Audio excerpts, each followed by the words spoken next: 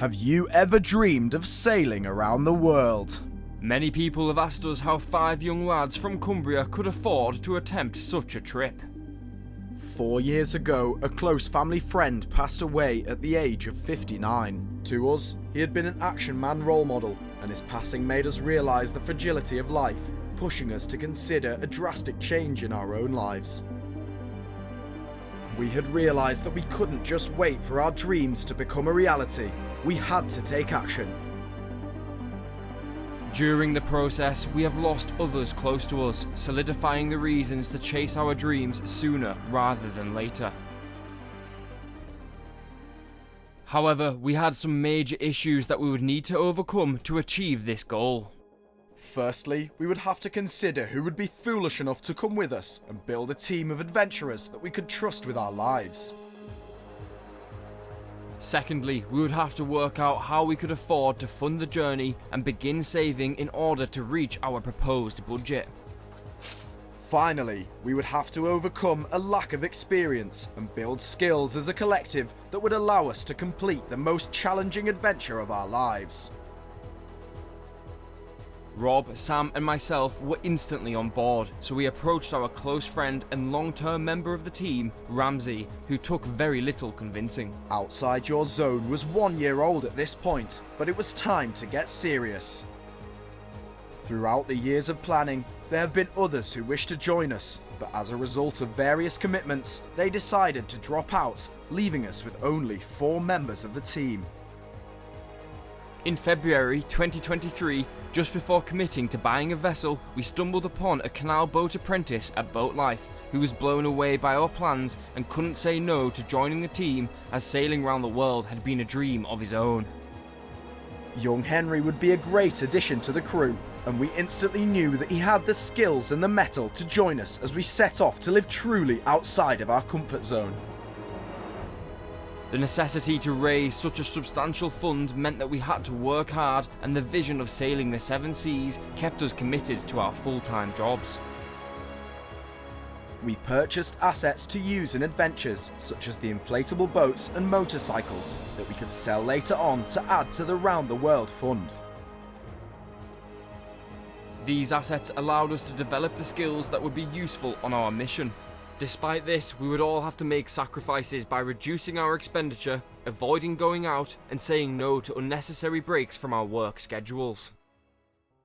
Rob was a postman and had taken night shifts, driving all the way to Coventry and back 5 times a week in order to raise the money he would need. Alex was a business software consultant but had also taken additional night shifts at Royal Mail. Tom was a flood defence manager with the council after getting his degree in civil engineering. Henry was an apprentice canal boat builder, and Sam was studying at university whilst also running a contracting business. With money saved from years of work, we finally made the move to purchase a vessel, and the 60-foot Comus of Wivenhoe instantly caught our eye. We put a £3,000 deposit down on this awe-inspiring wooden boat and travelled the length of the country to Walton-on-the-Naze to have a look. We were blown away by its size and beauty and decided to have a rigging inspection carried out. However, a month later we received some terrible news. The company selling the boat had went into liquidation and our deposit was lost. Upon reflection, we realised that we hadn't truly understood the amount of work it would need before being ready to go back in the water and had underestimated the financial burden that we would be undertaking. Our failure to purchase this magnificent vessel was a blessing in disguise, but left us feeling defeated with no boat.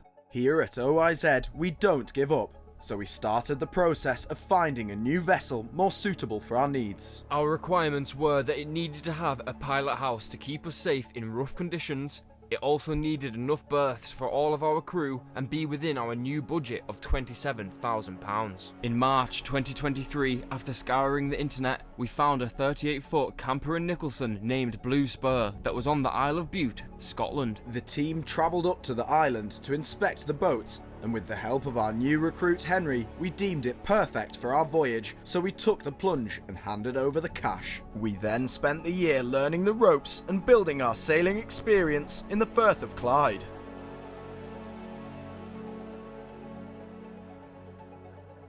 After building up our confidence, we sailed through the Crinan Canal out into the Hebrides and all the way around the Isle of Mull.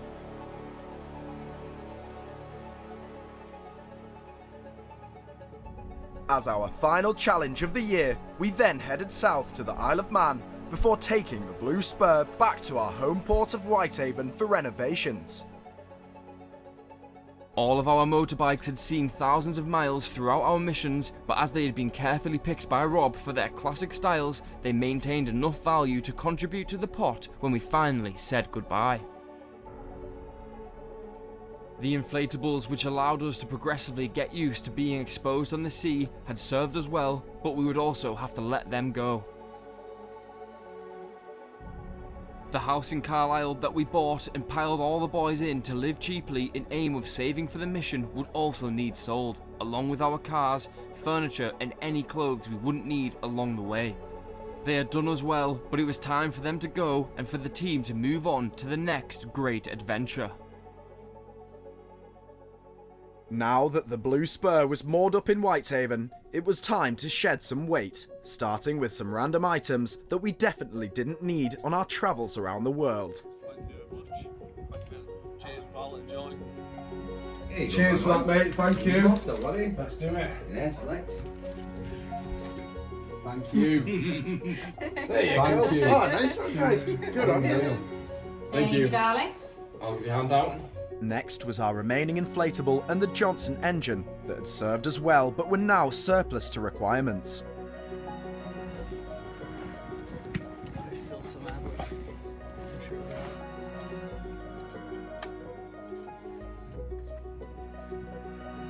It was nearly time for us to move out of our house, but we had a slight problem. We had many motorbikes and scooters sat in the garden that we needed to say goodbye to.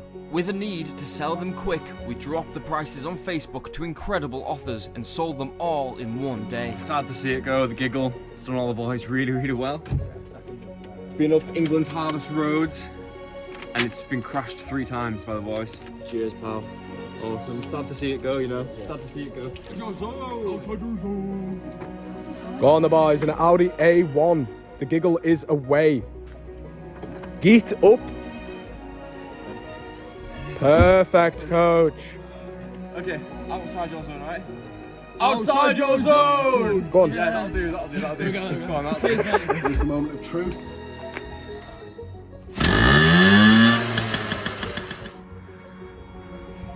Cheers, pal. Alright, thank you. Spot on.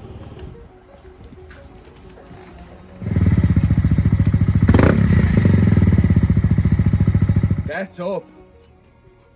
Spot on. The final thing to sell was the ex-council house in Carlisle that Rob and Alex had bought when they were 21. Over the years, it had served as a home base for the channel, and all the amazing things we had done with the property raised its value.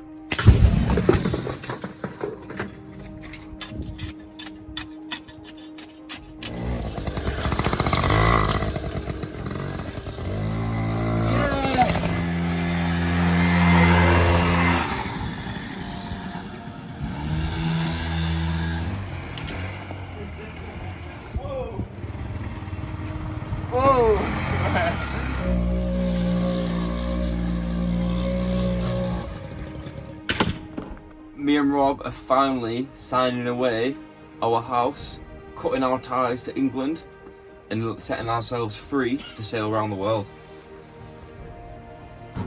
At this point, we had assembled the Foolish Five and had £25,000 in the fund ready to refit the boat and get us as far as possible around the world.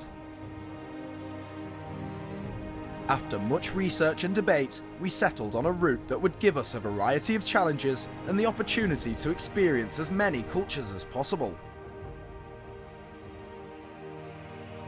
The final step before setting sail would be to restore our 50-year-old yacht to its former glory. Get subscribed so you don't miss out on the full 6-month restoration video coming soon. We hope you enjoyed the video. Thanks so much for being patient with us. We can't wait to show you what we've been doing since we set off. We've been sailing for 60 days now, and we've run into loads of issues and hurdles that we've had to overcome. So if you want to see what we've been doing, join the Patreon for exclusive content. If you want to support the team, purchase some gear from the OYZ store, or follow any of the links in the description. OYZ! OYZ!